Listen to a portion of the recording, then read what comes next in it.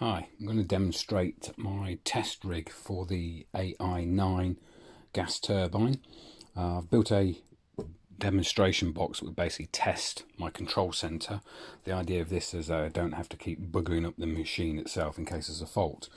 I've added its own power supply. There's an Arduino, various different switches, some opto isolators to protect one from the other. The 24 volts is actually passed down the cable and simulates a battery and the engine all in one. So I switch it on. Fancy little display. Okay. With this button on the left, I can cycle through the different tests that I want to perform. Cold scroll.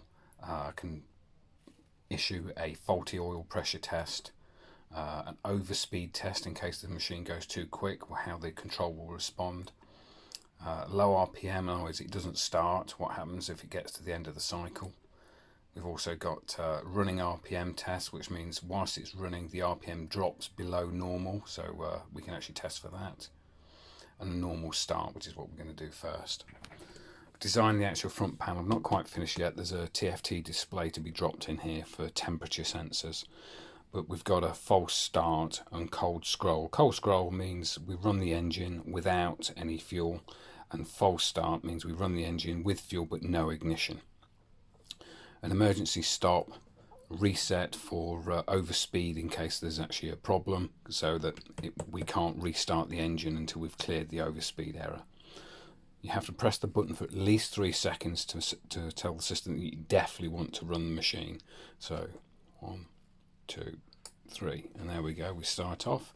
System knows it's actually doing a test now, hence the green button, and we're testing all the little bits and pieces. The engine coming on, the motor being started, the turbines coming up to proper speed, with the centrifuge has been detected on the main engine, and we've got the running engine light, oil pressure light correct. It's opposite to a car, where the light comes on when it's okay, and no overspeed, and the test is now passed successfully. Just try that again and show you from a distance.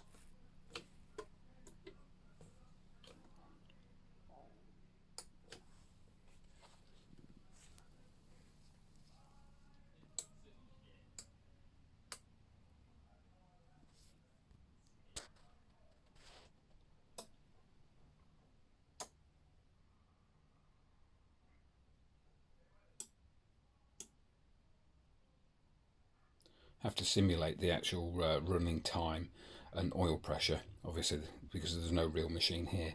But once the control panel actually sees that, the rest of the works means that when I plug this in, it should all actually work properly. We can go for a false start. Set the system.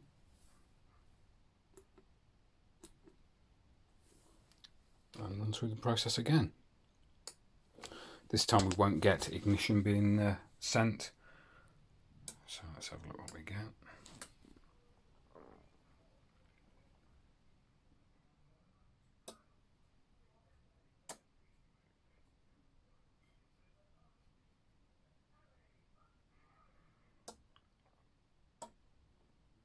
And then we get a pass. Simple as that. I say it's simple, it took rather a long time to actually get the thing to work. Quick look under the hood. Again, we've got plenty of bits and pieces in there.